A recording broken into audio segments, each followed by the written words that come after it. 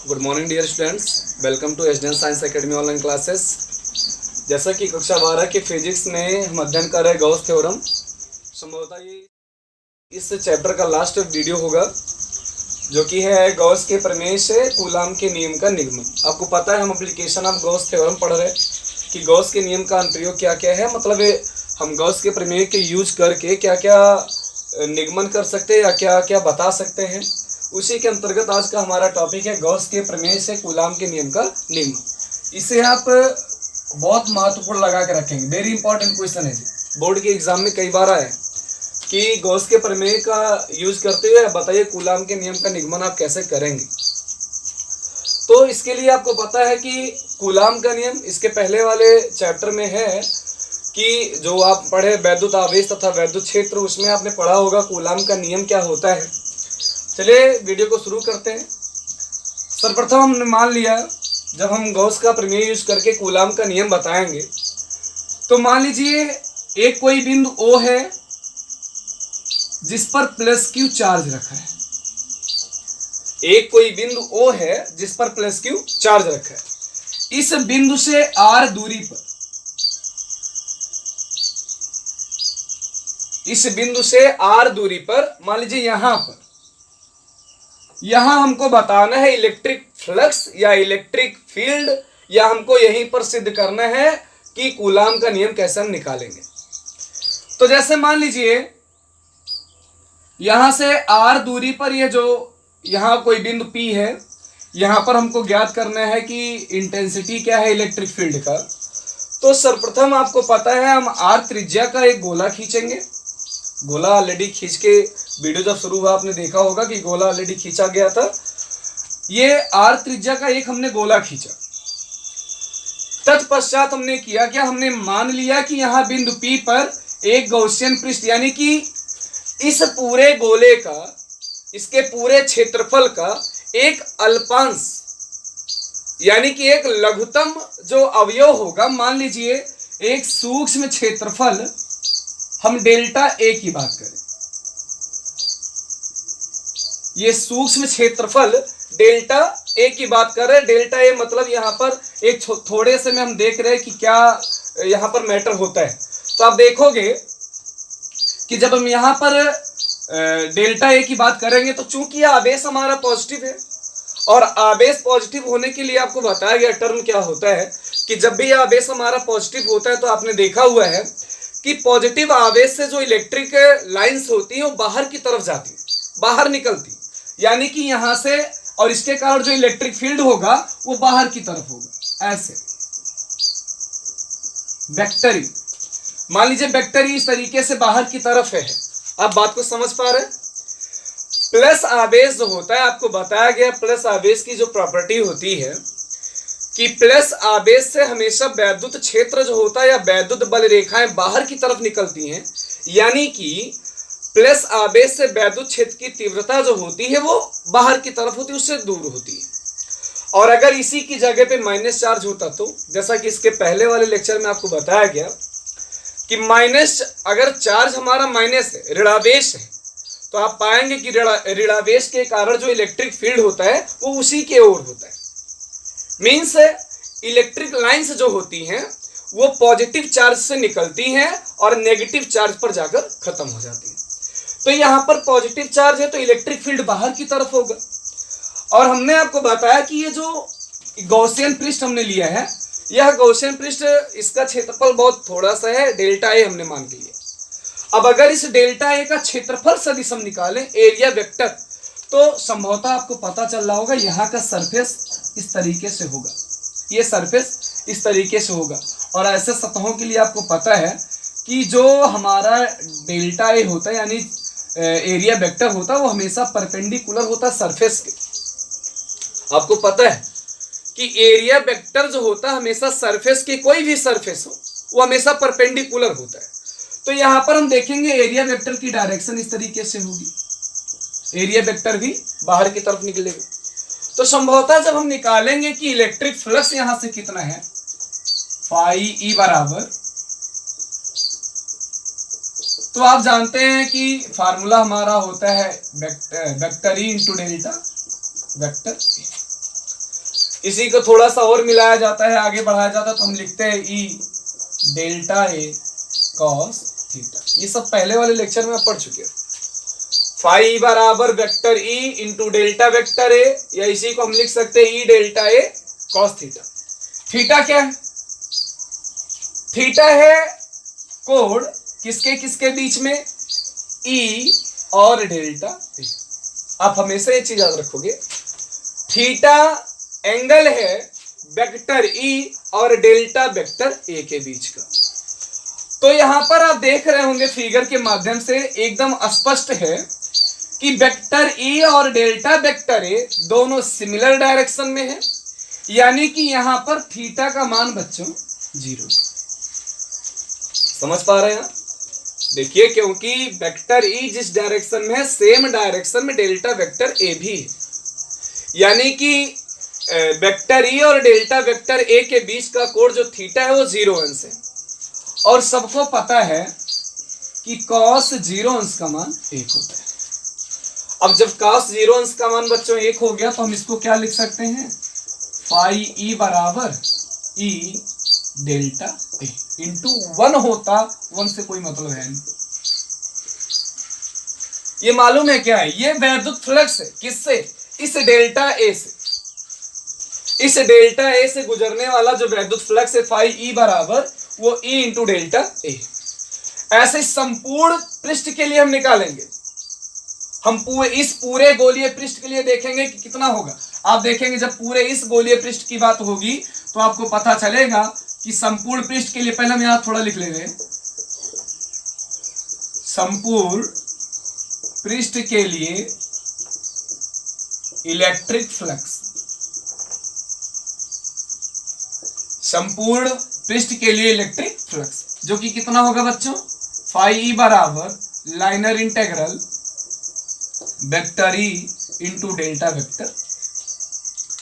अब vector E into delta vector A is equal to E delta A cos theta is equal to E into delta A. तो हम यहां लिख सकते, या ऐसे ही देखो सीधा सीधा, लाइनर इंटेग्रल ई डेल्टा ए। अब ई इलेक्ट्रिक फील्ड पर थोड़ा सा कंसंट्रेट करो। इलेक्ट्रिक फील्ड यहां पर क्या बता रहा? ये बता रहा कि पॉजिटिव जो चार्ज था, पॉजिटिव चार्ज से इस बिंदु P की दूरी जो है R है। अब जब दूरी R है तो जो R त्रिज्या का हमने गोला खींचा है, तो सब जगहों पर पृष्ठ के प्रत्येक बिंदु पर आवेश से जो दूरी होगी बच्चों वो बराबर होगी। सोचिए एक बारी कि जो ये धनावेश यहां केंद्र में रखा गया है बिंदु O पर, इस गोलीय पृष्ठ का प्रत्येक बिंदु वह उससे R दूरी पर ही है, क्योंकि ये R त्रिज्या का गोला है। अब जब ये R त्रिज्या का हो गया मतलब धनावेश से इलेक्ट्रिक फील्ड की दूरी R हो गई या बिंदु P की दूरी R हो गई, तो आप कहेंगे दूरी समान है, दूरी में परिवर्तन नहीं हो रहा, इस वजह से इलेक्ट्रिक फील्ड में परिवर्तन नहीं होगा। सीधा सा पॉइंट है।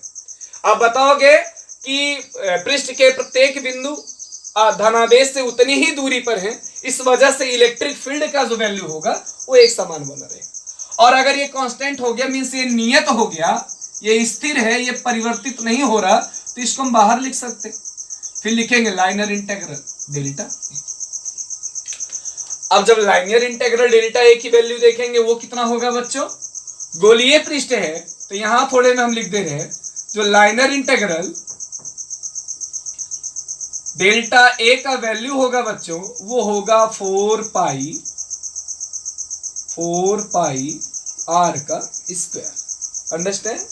ये संपूर्ण ये जो गोलीय पृष्ठ है उसका क्षेत्रफल हो गया, तो हम इसको लिख सकते हैं बच्चों ई 4 पाई आर का स्क्वायर। एक बार इतना फिर से रिवाइज करते हैं। जब भी डेल्टा ए की बात हुई कि डेल्टा ए सरफेस से कितना इलेक्ट्रिक फ्लक्स बाहर आ रहा, तो हम देख रहे phi is equal to vector E into delta vector A. और कक्षा 11 में मैकेनिक्स जब अध्ययन कर रहे थे उसमें वेक्टर एनालिसिस का चैप्टर था, उसमें पढ़े थे vector A into vector B बराबर ए बी कॉस थीटा, तो उसी को यूज किया गया, ई डेल्टा ए कॉस थीटा हो गया। अब जब ई डेल्टा ए कॉस थीटा हो गया तो फाई बराबर यहाँ पे थीटा का मान क्या है, थीटा का कहने का मतलब यहाँ पर यह है बच्चों कि थीटा जो है ई और डेल्टा ए के बीच का एंगल है। अब जब थीटा ई और डेल्टा ए के बीच का कोण है तो यहाँ पर दोनों एक ही दिशा में थे, इस वजह से थीटा का मान 0 हुआ, और जब थीटा का मान 0 होगा बच्चों तो cos 0 अंश का मान 1 होता है। इस वजह से इसको लिखे हैं फाई ई बराबर ई इंटू डेल्टा ए। अब संपूर्ण पृष्ठ के लिए हमने निकाला है, संपूर्ण पृष्ठ के लिए वैद्युत फ्लक्स कितना होगा, तो आप देख रहे हैं कि फाई ई बराबर पूरा पृष्ठ लिया जाएगा, फाई ई बराबर liner integral vector E into delta vector ए, जिसका की रूप क्या है ई डेल्टा ए।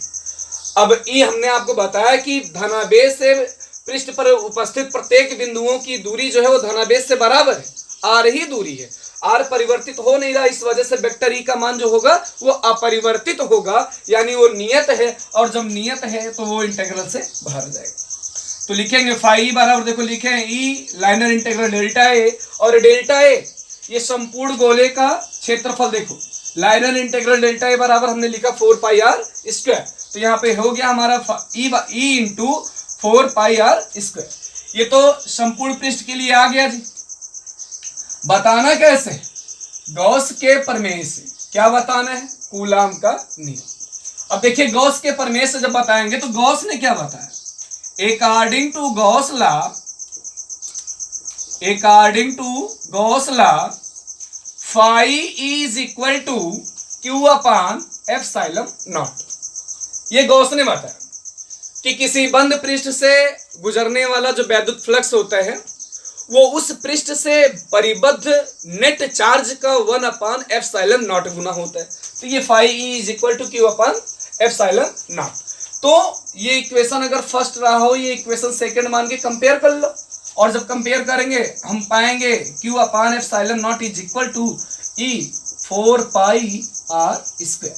तो हम लिख सकते E is equal to 1 upon 4 pi epsilon naught into Q upon R का स्क्वायर।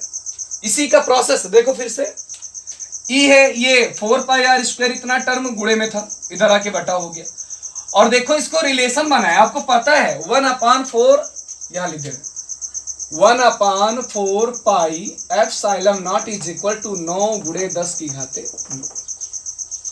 इसी वजह से रिलेशन के लिए हमने 1 अपान 4 पाई एप्सिलॉन नॉट लिखा है और Q अपान आर स्क्वायर लिखा, ये हमारा प्रूफ हो गया। अब आगे करना क्या है, कूलाम का नियम सिद्ध करना था।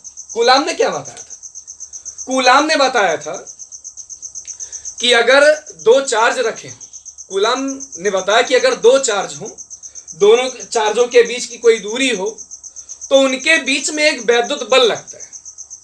आपको पता है वैद्युत बल क्यों नहीं आकर्षण का, क्यों नहीं प्रतिकर्षण का, वैद्युत बल इस वजह से क्योंकि वो डिपेंड करता है नेचर पे। चार्जों का नेचर कैसा है, दोनों सिमिलर हैं तो रिफ्लेक्शन होगा, दोनों डिफरेंट हैं तो अट्रैक्शन होगा। कहने का मतलब है सजातीय आवेशों के बीच प्रतिकर्षण और विजातीय आवेशों के बीच आकर्षण कार्य करता है।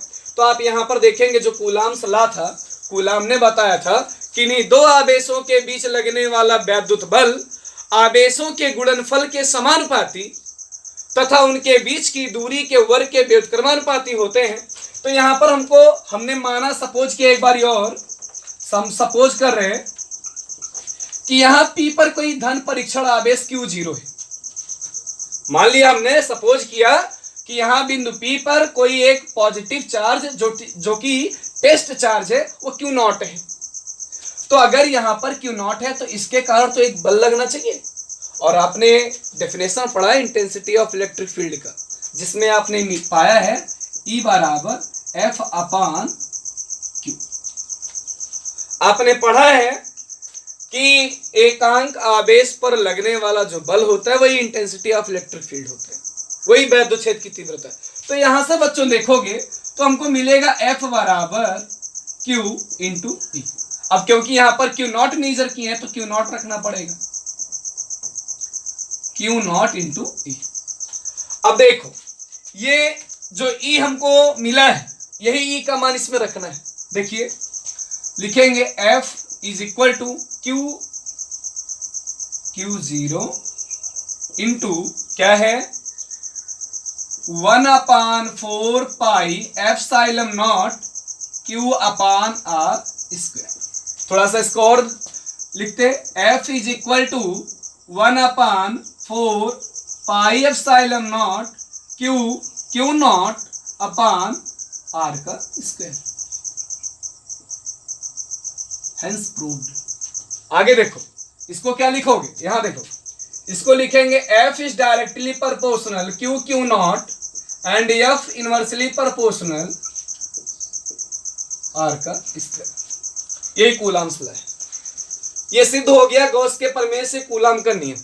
कूलाम ने बताया था कि किन्हीं दो आवेशों के बीच लगने वाला वैद्युत बल आवेशों के गुणनफल के समानुपाती तथा उनके बीच की दूरी के वर्ग के व्युत्क्रमानुपाती होता है। तो यहाँ गॉस के नियम को फॉलो करके हम निकाल चुके हैं कि F is directly proportional Q0 and F is inversely proportional R square के। यहाँ से आपको ध्यान केवल इतना देना है, ये जो इंटेंसिटी ऑफ इलेक्ट्रिक फील्ड था वो इंटेंसिटी के कारण अगर कोई टेस्ट चार्ज पॉजिटिव नेचर का, टेस्ट चार्ज क्यों बोला गया, टेस्ट चार्ज को पॉजिटिव ही माना जाता है। यहाँ Q0 था तो उस पर लगने वाला जो बल था F is equal to Q0 into E। तो E की जगह पे ये वैल्यू रिप्लेस किया गया है। तो बच्चों हमको मिला है F is equal to 1/4 pi epsilon naught Q0 upon R square. तो आज इसी लेक्चर के साथ में आपका गॉस का प्रमेय ये अध्याय समाप्त होता है। उम्मीद करते हैं ये वीडियो आपको समझ में आया होगा, और जिन्होंने इस वीडियो का और लेक्चर नहीं देखा इस चैप्टर का, वो वीडियो प्लेलिस्ट में पड़ा है, आप उसको जाकर देखिए, आपको बहुत बेहतर ढंग से समझ में आएगा। धन्यवाद।